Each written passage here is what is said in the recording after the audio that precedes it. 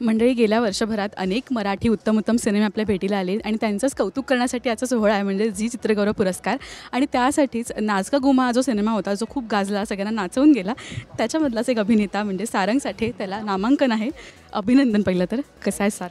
Thank you. मी मस्त एकदम. तू कशी आहेस? मी मजेत आहे. आणि म्हणजे तुझे फॅन्स जे कमेंट करतात ना आमच्या रील्सवर किंवा पोस्टवर, की काय बोलशील, पण किती भारी वाटते. कारण का नाच ग घुमा सगळ्या स्त्रिया त्यांनी तुला नाचवलं आणि ऑफ द कॅमेरा पण म्हणजे बिहाइंड द कॅमेराही तुमच्या खूप धमाल घडली होती. आणि आज नॉमिनेशन आहे कट्टू. कसं वाटतंय? मी मिस करतोय मुक्ताला, नम्रताला, परेशला, सगळ्यांनाच, अख्ख्या टीमलाच, मायरा माझी मुलगी त्यातली. तर त्यामुळे आम्ही सगळ्यांनाच म्हणजे सुकन्याताई सगळ्यांना मिस करतोय मी. कारण आम्ही त्या सेटवर असं होतं ना की घरगुती, आपण सगळे म्हणतात ना आम्ही फॅमिलीसारखे राहतो वगैरे, तर तिथं ॲक्च्युली असं होतं की एका घरात आम्ही शूट करतो आणि दुसरं घर आम्हाला ग्रीन रूम म्हणून दिलेलं आहे. जसं युजली व्हॅनिटी वगैरे असतं तसं नाही, तर एका घरात राहत होतो. त्यामुळे रोज आम्ही कॉफी बनवणे, एकमेकांसाठी स्वयंपाक बनवणे, भेळ बनवून खाणे वगैरे ही म्हटल्यावर अख्खं किचन असेल. आणि तिच्याकडे खाण्याची जबाबदारी होती, माझ्याकडे कॉफीची जबाबदारी होती. त्यामुळे शूटिंग दरम्यान आणि आता कट्टू जेव्हा अवॉर्ड म्हणजे नामांकन ही खूप मोठी गोष्ट आहे. दखल घेतली गेली एका अभिनेत्यासाठी, उससे बडा कुछ नहीं हो सकता. पण नाही, म्हणजे ती मोठीच गोष्ट आहे. मी प्रत्येक इंटरव्ह्यूमध्ये एक गोष्ट आवर्जून सांगतो आहे की मी विनोदी स्वभावाचा माणूस आहे. मला कायम आयुष्यभर धीरगंभीर भूमिका मिळाल्यात आणि मला कधीच कोणी मराठीमध्ये खास करून कॉमेडी रोलमध्ये कास्ट केलं नाही. मी इंग्लिश नाटकं केली आहेत, हिंदी नाटकं केली आहेत कॉमेडियन म्हणून, पण मराठीमध्ये स्ट्रेंजली कोणी मला तशी भूमिका दिली नव्हती आत्तापर्यंत. आणि ती मला मिळाली ते सुद्धा परेश म्हणजे जो सटायरचा बाप आहे, तर त्याच्याकडनं ते मिळालं आहे. त्यामुळे मला त्याची पोचपावती मिळायचा खूप आनंद आहे की त्या कामासाठी मला नॉमिनेशन मिळालं आहे. सारंग, मला विचारला इंटरेस्टिंग प्रश्न आहे. आपण प्रत्येकाचे कामं बघत असतो आणि आपल्याला अभिनेता म्हणून वाटत असतं की हा रोल मला मिळाला असता, मी असं केलं असतं किंवा मला असं करायला आवडेल.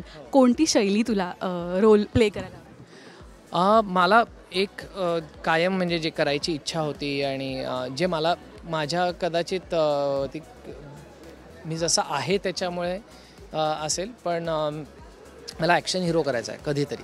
आणि लोकांना असं वाटत नाही की मी ते करू शकेन माझ्या अंगकाठीमुळे एवढा बारीक असल्यामुळे, पण तसं नाही, मला येतं सगळं. तर मला कधीतरी, आणि मराठीमध्ये ॲक्शन फिल्म्स होतही नाहीत फार, तर कधी झाली तर मला करायला आवडेल नक्की. तुझं बॉन्डिंग मायरासोबत उत्तम आहेच. त्यात तुम्ही आता नवीन सिरीज काढली ज्यात लहान मुलांना तुम्ही घेऊन प्रश्न विचारत असता. नवीन काय शिकायला मिळत असेल त्यांच्याकडनं? मी लहान मुलांकडनं खूप आधीपासून शिकतो आहे. म्हणजे मी ह्या क्षेत्रात अभिनेता किंवा दिग्दर्शक होण्याच्या आधीपासून मी लहान मुलांना सिनेमासाठी ॲक्टिंग शिकवायचो. तर शाळा, किल्ला, मामाच्या गावाला जाऊया, चिंटू, डब्बागुल, हाफ तिकीट, ह्या सगळ्या सिनेमांचं चाइल्ड ॲक्टर ट्रेनिंग मी केलं आहे. त्यामुळे मी खूप पूर्वीपासून त्यांना शिकवता त्यांच्याकडनं शिकत आलो आहे. कारण काय माझ्या मतेने लहान मुलं जेवढं पटकन ग्रास्प करू शकतात आणि जेवढं निरागस असतात तेवढं मोठ्या नाही जमत नाही. तुला नामांकन मिळालं, तुझ्या घुमाचं काय म्हणणं होतं आणि किंवा काय अप्रिसिएशन मिळालं? माझी घुमा आता नसते घरी तर त्यामुळे ती खुश आहे, अर्थात खुश आहे. पण आत्ता कोणीतरी कंपनी पण सांभाळली पाहिजे, ती करते. पुतणीसुद्धा तिच्यासोबत बॉन्डिंग हे खूप उत्तम आहे. तिची काय प्रतिक्रिया? ती माझी सगळ्यात मोठी सपोर्टर आहे. माझ्या मताने माझ्या घरचे सगळेच सपोर्ट करतात, पण तिला जे एक सारंग काकाबद्दल प्रेम आहे ते वेगळं आहे जरा आणि स्पेशल आहे. थँक्यू सो मच सारंग आणि खूप शुभेच्छा. थँक्यू.